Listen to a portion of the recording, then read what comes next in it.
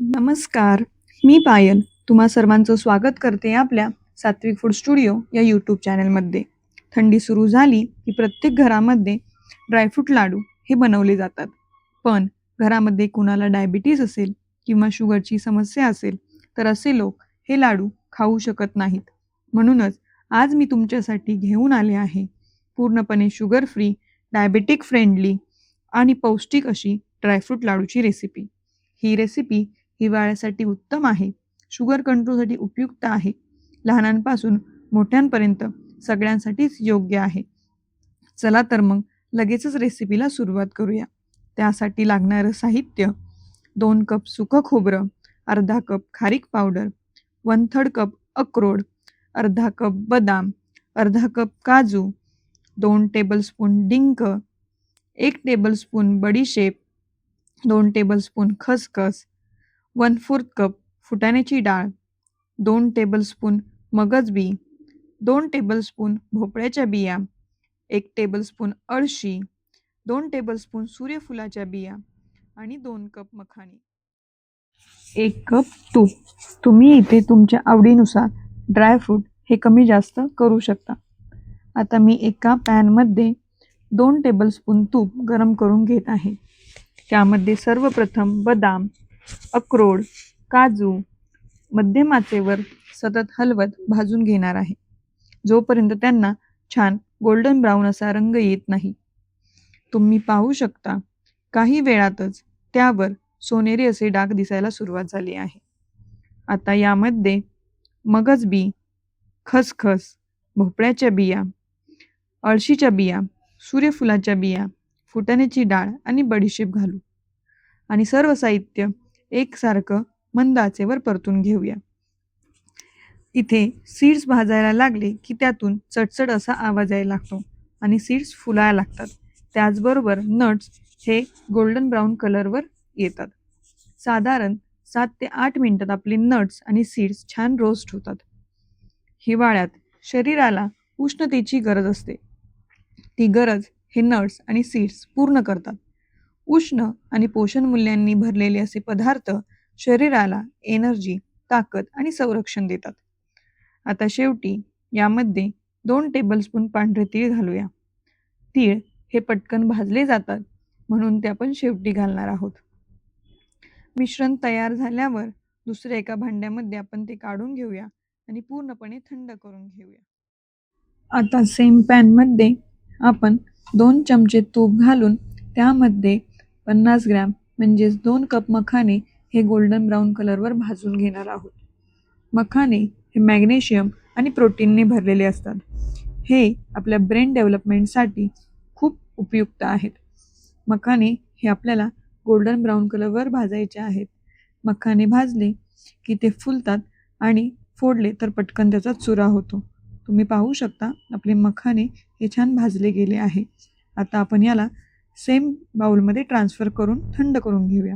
आता आपण सेम पॅनमध्ये 1 चमचा तूप घालून 100 ग्रॅम खोबरं म्हणजेच 2 वाटी खोबरं ॲड करून घेतले आहे. खोबरं हे आपल्या शरीराला झटपट एनर्जी देतात, पचन सुधारतात आणि कॉन्स्टिपेशन कमी करतात. खोबरं आपल्याला लो टू मीडियम फ्लेमवर एकसारखी परतून घ्यायची आहे. आपलं खोबरं कुठेही जळणार नाही याची आपल्याला खबरदारी घ्यायची आहे, कारण खोबरं करपलं तर त्याचा लाडवाला करपट असा वास सुटतो. तुम्ही पाहू शकता किती एकसारखं आणि गोल्डन ब्राऊन असं आपलं खोबरं भाजून तयार आहे. आता इथे आपले सर्व नट्स, सीड्स, खोबरं भाजून तयार आहे. आता आपण डिंक तळायला घेऊया. आता मी एका पॅनमध्ये 3 चमचे तूप घालून त्यामध्ये डिंक तळून घेणार आहे. तुम्हाला माहीतच असेल, डिंक हा थंडीमध्ये अतिशय उपयुक्त असतो. थंडीमध्ये डिंकापासून अनेक प्रकारचे लाडू बनवले जातात. डिंक आपल्या शरीराला ताकद देतो, इम्युनिटी बूस्ट करतो आणि अनेक आजारांपासून संरक्षण करतो. आपला डिंक इथे तळून तयार आहे. आता आपण याला सेम बाउलमध्ये ट्रान्सफर करून घेऊया.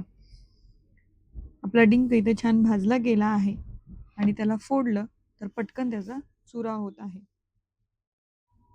आता आपलं संपूर्ण मिश्रण थंड झालं आहे आणि आता याला आपण एका मिक्सरच्या जारमध्ये घालून घेऊया. आपल्याला हे सर्व मिश्रण पल्स मोडवर म्हणजे मिक्सर चालू बंद करून फिरवून घ्यायचे आहे.